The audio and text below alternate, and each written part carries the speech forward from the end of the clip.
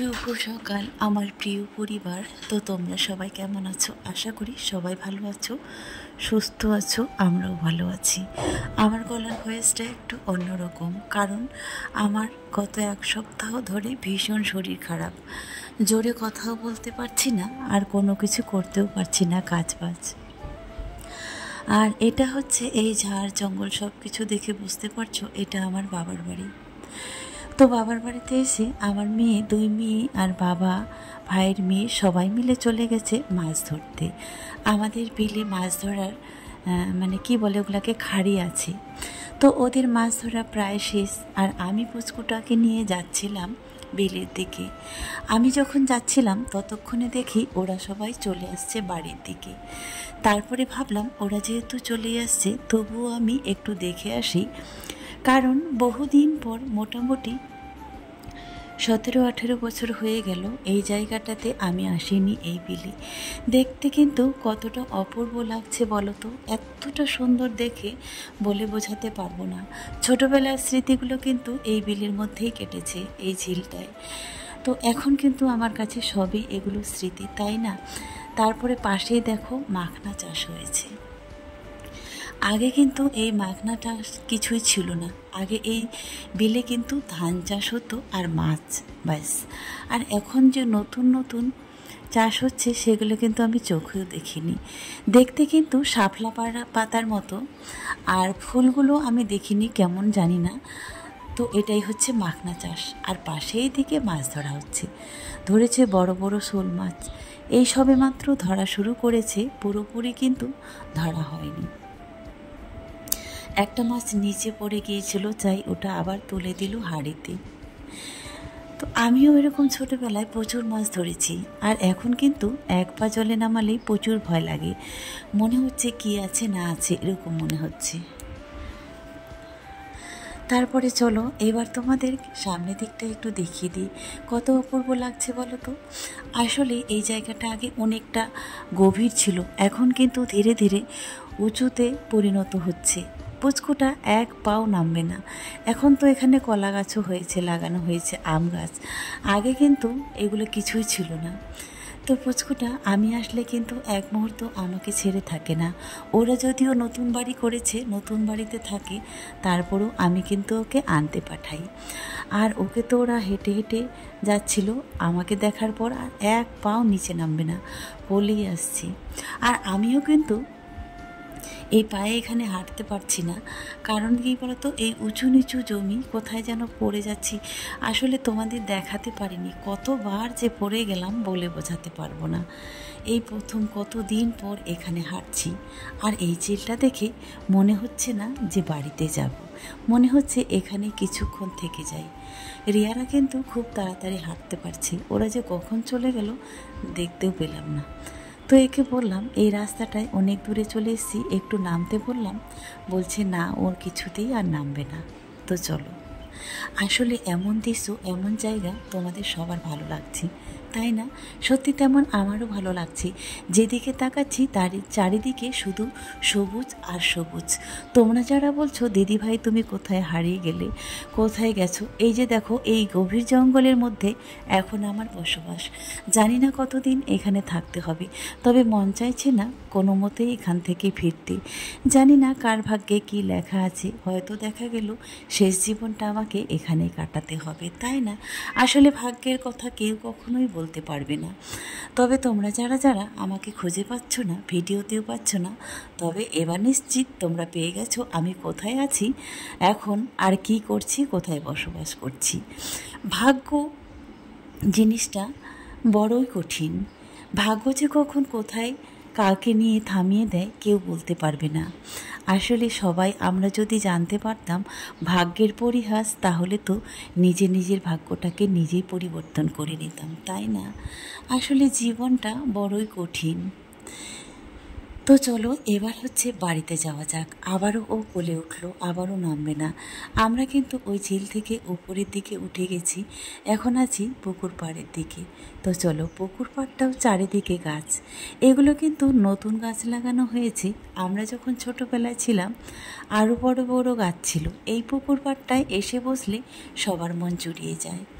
আর এই কাকিমাটা আমাদের বাড়ি থেকে দুধ নিয়ে যায়। তো এই যে এটাতে নিয়ে এসছে গেঁড়ি 1 বস্তা। যখন যায় কাকিমা বলেছিল গেঁড়ি ধরতে যাবে, আর আমাদের কাছে একটা বস্তা চেয়েছিল, তাই বস্তায় করে নিয়ে এলো। এই কাকিমাটা দুধ নিয়ে যায়, তার দুধকে ছেলেটাকে দিয়ে দিয়েছে, আর কাকিমা লোভ সামলাতে পারেনি বলে আমাদের সঙ্গে সেও চলে এসছে। তবে আমি কিন্তু নামতে পারিনি।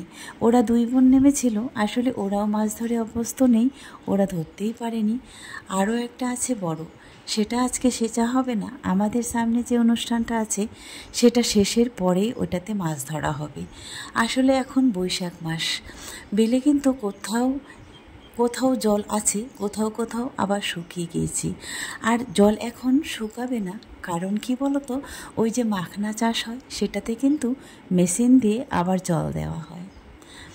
তো চলো, পুকুর পাড়টাও দেখতে কিন্তু অপূর্ব লাগছে। যখন আসি মন ভরে এই সমস্ত কিছু উপভোগ করি। এখানে এসে দেখতে পেয়েছিলাম একটা ডুমুর গাছ। ভাইয়ের ছেলেকে বলছিলাম এগুলো পাড়ার জন্য। তো চলো তো দেখা যাক, ও যদি পেরে দেয় তাহলে ওখান থেকে কিছু ডুমুর নিয়ে যাব। আসলে গ্রামের মানুষদেরকে কখনো কোনো দিন বাজার থেকে কিংবা বাজারের আশায় বসে থাকতে হয় না সবজির জন্য। এই তো মাছ তো সবাই মোটামুটি আমাদের পাড়াতে বেশি কিন্তু বাড়ি নেই, মোটামুটি হাতে গোনা 12 থেকে 14টা বাড়ি আছে, এতগুলোও হবে না মনে হচ্ছে, 8 থেকে 10টা বাড়ি হবে। তো ওদের কিন্তু এই ঝিল থেকে মাছ ধরে নিয়ে যাওয়া, তারপরে শাকসবজি মোটামুটি সবার বাড়িতে একটু আধটু চাষ আছেই। তাই তাদেরকে কিন্তু শুধু লবণ আর তেলও কেউ কেউ কিনে না, এই দুটো জিনিস কিনতে হয়। সব কিন্তু তাদের গ্রামেই জোগাড় হয়ে যায়। শহরের কিন্তু অন্যরকম, শহরে কিন্তু অতটা ফ্যাসিলিটি নেই। গ্রামে যা আছে, সহজ সরল মানুষগুলো যেভাবে তাদের জীবন ধারণ করে, তাদের থেকে কিন্তু শহরের মানুষগুলো কিন্তু একেবারেই আলাদা। আমাদের কিন্তু সব কিছু বাজার থেকে সংগ্রহ করে কিনে খেতে হয়, আর তারা কিন্তু এই সমস্ত কিছু মাঠ থেকে নিয়ে গিয়েই খেতে পারে, রান্না করতে পারে। আমাকে ডুমুর পেড়ে দিয়ে ভাইয়ের ছেলে তাড়াতাড়ি করে আসছে পুকুর থেকে নেমে। এই পুকুরটায় ছোটোবেলা অনেক স্নান করেছি, এখন কিন্তু পা নামাতেই ভয় পায়। ওদের কাছে এই ব্যাপারটা কিন্তু একেবারে ইজি, কিছুই মনে করে না। হুট করে এসে আবার এই যে গাছে উঠে যাবে। দুষ্টু যেন একটা ডান পিটে ছেলে, তবুও কিন্তু তাদের কিছু হয় না। তারা কিন্তু এমনিতেই বড় হয়ে যায়, মানুষ হয়ে যায়। বরঞ্চ যারা শহরে থাকে তাদের থেকে ওদের বডি ল্যাঙ্গুয়েজটা কিন্তু অনেক হার্ডলি হয়। আমরা যতই ঘরে বসে থাকি না কিন্তু ততটা কিন্তু আমাদের বাচ্চাগুলোর মনে হচ্ছে মানসিক বৃদ্ধিটাও ততটা পায় না ওরা যতটা পায়। আসলে তারা প্রাণ খুলে হাঁটতে পারে, মন খুলে হাসতে পারে, মন খুলে যা ইচ্ছা তাই খেতেও পারে, যেখানে সেখানে খুশি খেলতেও পারে। আমরা তো বাচ্চাগুলোকে বেঁধে রাখি, তারা কিন্তু কখনোই রাখে না। এইমাত্রই স্নান করে এসে গাছে উঠে গেল, তারপরে পেরে দিচ্ছে ডুমুর। আমি বললাম আমি খাবো, এটা নাকি সুগারের পক্ষে ভালো। যেই না বলেছি সঙ্গে সঙ্গে গাছে উঠে পেরে দিল। আমি যতই বলছি হয়ে যাবে, বলছে না বেশি হবে না, আরও লাগবে। আসলে ওদের গাছে ওঠাই একটা আনন্দ, তাই আর অত সহজে গাছ থেকেই নামতে চাইছে না। আর এই পুচকুটা বলছে পিসি আমি এগুলো সব গামছায় তুলে দেব, তোমাকে নিতেই হবে না। এই ডুমুরটা হয়তো শহরের লাগেওয়া যদি হতো তাহলে হয়তো একটাও ডুমুর থাকতো না। গাছের যে পাতা সমান ডুমুর ধরে আছে, কিন্তু এই গ্রামে কেউ খায় না। কি খাবে বলো তো তারা, কি খাবে? কোনোটাই কোনো কিছুর প্রতি যে তাদের অভাব নেই, শাকসবজি মাছের মধ্যে কোনোটার তাদের কিন্তু প্রভাব পড়েনি। তাই গাছে যেমনভাবে ধরে আছে তেমনিভাবেই আছে। আর আমরা যারা শহরে আছি দেখো তো, আমি হয়তো একটু কচুর লতি কিংবা কচুর যে কচু নিব তাতে কিন্তু আশেপাশে আমি কোথাও পাই না। আর এই পুকুরটা আগের ব্লগেও তোমরা দেখেছো, এটাতেও কদিন আগে মাছ ধরা হয়েছে। কি সুন্দর লাগছে দেখতে বলো তো। আগে কিন্তু এটাও অনেকটা গভীর ছিল, আর তার পাশ দিয়ে বয়ে চলেছে এই যে জলের ট্রেন। যেদিকে যাবে ধান খেতে জল দেওয়া হবে এই ট্রেন ধরে জল চলে যায়। এদের কিন্তু পাইপের কোনো ব্যবহার হয় না। পাইপের ব্যবহার অনেক জায়গায় হয়, এইখানে কিন্তু হয় না। যেই জমিতে যাবে সেই জমিতে কিন্তু আলকাটা আছে, যে যার মতো করে চলে যাবে। সারাদিন মোটর চলছে, শুধু জলটা দিতে হবে কোন জমিতে যাবে। এইভাবে ঠিক চলে যাচ্ছে। আস্তে আস্তে পুকুরে স্নান করার পরে আবার ভাইয়ের ছেলে এখানে স্নান করে নিল। কতবার যে স্নান করছে, কতবার যে জলে নামছে আর বলে বোঝাতে পারবো না। তারপরে দুজনকেই ধমক দিয়ে দিয়ে বাড়িতে নিয়ে এলাম।